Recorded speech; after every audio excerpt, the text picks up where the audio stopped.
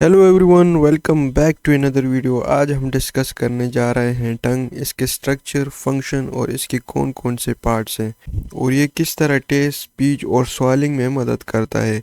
चलिए शुरू करते हैं बेसिक डिफिनीशन से और फिर हर पार्ट को डिटेल में डिस्कस करेंगे। वीडियो को आखिर तक देखते रहिएगा ताकि आपको समझ आ सके। तो चलिए शुरू करते हैं। तो सबसे पहले डिस्कस करते हैं what is tongue. So tongue is a muscular organ which can move freely in our oral cavity। यानी कि ये एक ऐसा organ है जो कि मसल से बना होता है और हमारे oral cavity यानी कि माउथ में प्रेजेंट होता है। इसके अलावा इसके जो मेन फंक्शन होते हैं वो है टेस्ट, स्पीच एंड स्वॉलिंग में मदद करना। And it is covered by a mucus membrane. Mucus membrane एक प्रोटेक्टिव लेयर है जो कि हमारे टंग के ऊपरी हिस्से में मौजूद होता है और ये टंग के प्रोटेक्शन में बहुत अहम रोल अदा करता है। अब हम देखते हैं टंग के मेन पार्ट जैसे बॉडी, एपेक्स और root. So here are some the main parts of the tongue. Number 1 is body, number 2 is apex, number 3 is sulcus terminalis, number 4 is lingual tonsil and number 5 is palatine tonsil and the last one is epiglottis। तो ये कुछ टंग के main parts हैं। हर part का अपना role है और ये सब एक कोऑर्डिनेट टीम की तरह काम करते हैं। चलिए स्टेप बाय स्टेप शुरू करते हैं बॉडी से और फर्दर फिर आगे डिस्कस करेंगे one by one. So here is the first part of the tongue known as body और ये जो है इंटीरियरली प्रेजेंट होता है हमारे ओरल कैविटी में, यानी कि फ्रंट पार्ट में ये मौजूद होता है।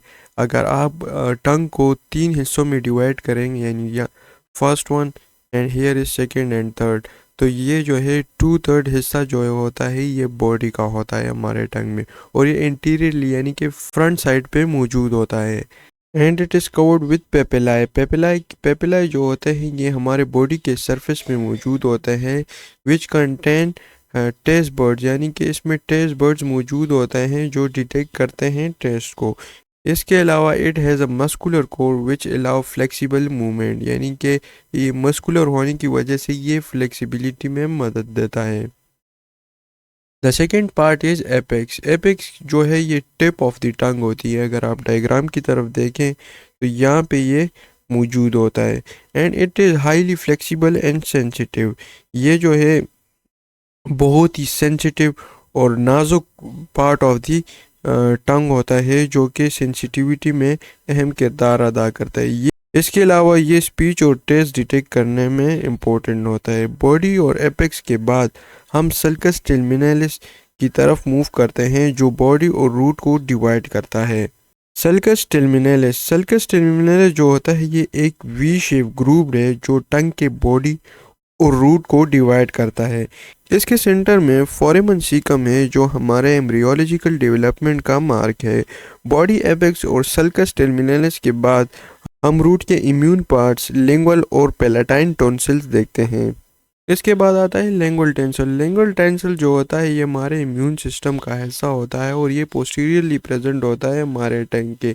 अगर आप डायग्राम में देखें तो ये जो आपको हिस्सा नज़र आ रहा है ये है लिंगुअल टॉन्सिल। इसके अलावा ये एक लिम्फोइड टिश्यू है जो कि हमारे इम्यून सिस्टम में मदद देता है और हमारी बॉडी को इन्फेक्शन से बचाता है, यानी कि डिफरेंट माइक्रो ऑर्गेनिज्म के ख़िलाफ़ ये रेजिस्टेंस शो करता है और हमें प्रोटेक्ट करता है। इसके बाद आता है पैलेटाइन टॉन्सिल।